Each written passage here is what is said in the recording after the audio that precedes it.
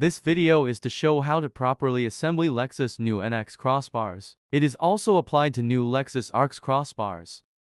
The package includes 4 brackets for each position, and 2 aluminum bars. The long bar is for the front. The shorter bar is around 11 mm shorter than the long one. Loosen the bolt and block nut to get enough space.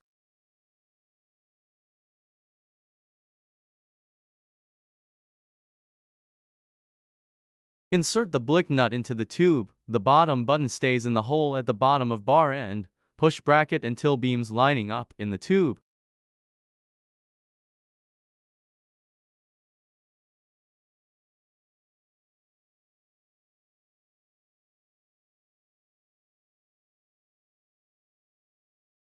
Tighten the bolt until there is a bit space left in a loosened condition.